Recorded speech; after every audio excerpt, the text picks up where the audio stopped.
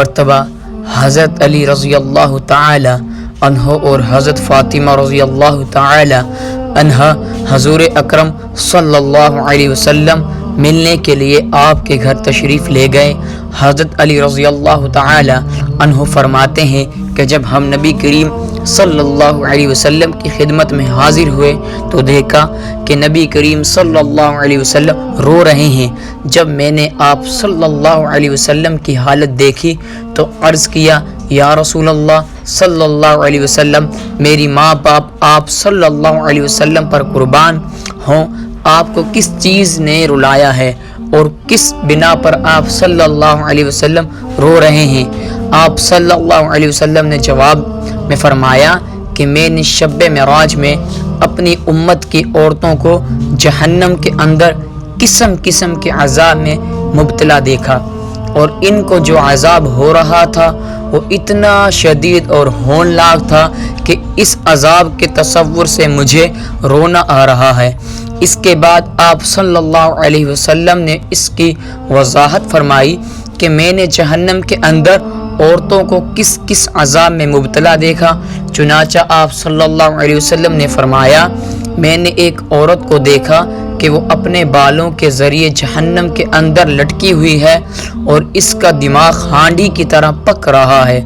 میں نے دوسری عورت کو جہنم میں اس طرح دیکھا کہ وہ زبان کے بل لٹکی ہوئی ہے۔ تیسری عورت کو میں نے دیکھا کہ وہ چھاتیوں کے بل جہنم میں لٹکی ہوئی تھی۔ چوتھی عورت کو میں نے اس طرح دیکھا، اس کے دونوں پیر سینے سے بندھے ہوئے ہیں اور اس کے دونوں ہاتھ پیشانی سے بندھے ہوئے ہیں۔ پانچویں عورت کو میں نے اس حالت میں دیکھا کہ اس کا چہرہ خنزیر کی طرح اور باقی جسم گدھے کی طرح ہے، مگر حقیقت میں وہ عورت ہے اور سانپ بچھو اس سے لپٹے ہوئے ہیں۔ چھٹی عورت کو میں نے اس حالت میں دیکھا کہ وہ کہتے کی شکل میں ہے اور اس کے منہ کے راستے سے جہنم کی آگ داخل ہو رہی ہے اور پاخانے کے راستے آگ نکل رہی ہے اور عذاب دینے والے فرشتے اس کو مار رہے ہیں۔ آپ صلی اللہ علیہ وسلم نے جب ساتویں عورت کو دیکھا جو بہری اور اندھی گونگی تھی، وہ آگ کے ایک صندوق میں قید تھی، اس کا دماغ پگھل کر اس کے ٹخنوں سے بہہ رہا تھا اور اس کا وجود برس سے جزم کی وجہ سے ٹکڑے ٹکڑے ہو رہا تھا۔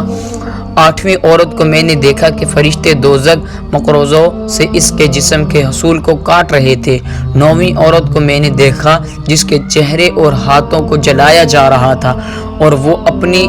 ایڑیاں کھا رہی تھی اور اس کے نیچے آگ جل رہی تھی۔ اس کے بعد فاطمہ الزہرا رضی اللہ تعالی عنہا نے عرض کیا، ابا جان، ان عورتوں پہ یہ عذاب ان کو کون سے عمل کی وجہ سے ہو رہا تھا؟ ان کے کون سے ایسے عمل تھے جن کی وجہ سے آپ صلی اللہ علیہ وسلم نے ان سے ہولناک عذاب میں مبتلا دیکھا؟ اور آپ صلی اللہ علیہ وسلم نے فرمایا، جس عورت کو میں نے جہنم میں لٹکا ہوا دیکھا اور اس کا دماغ ہنڈیاں کی طرح پک رہا تھا، اس کو یہ عذاب گھر سے باہر ننگے سر جانے کی وجہ سے ہو رہا تھا۔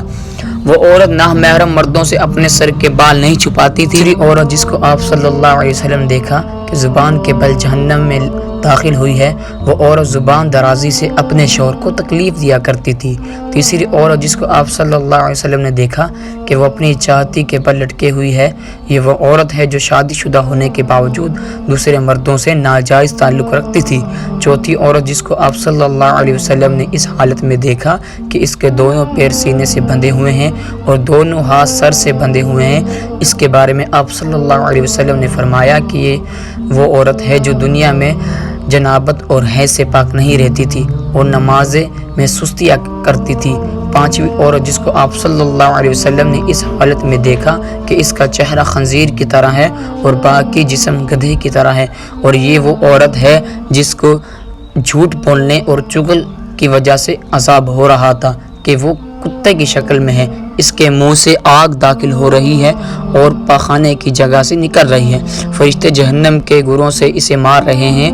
اس کے بارے میں آپ صلی اللہ علیہ وسلم نے فرمایا، اس عورت کو یہ عذاب دو گناہوں کی وجہ سے ہو رہا ہے، ایک حسد کرنے کی وجہ سے اور دوسرا احسان جتلانے کی وجہ سے۔ یہ دونوں گناہ ایسے ہیں جو مردوں کے اندر بھی پائے جاتے ہیں، اگر مرد گناہ کریں گے تو مردوں کو بھی یہی عذاب ہوگا۔ ساتویں عورت جو اندھی گونگی اور بحری تھی، یہ وہ عورت تھی جو اولاد زنا سے پیدا کر کے اپنے شوہر سے منسوب کرتی تھی۔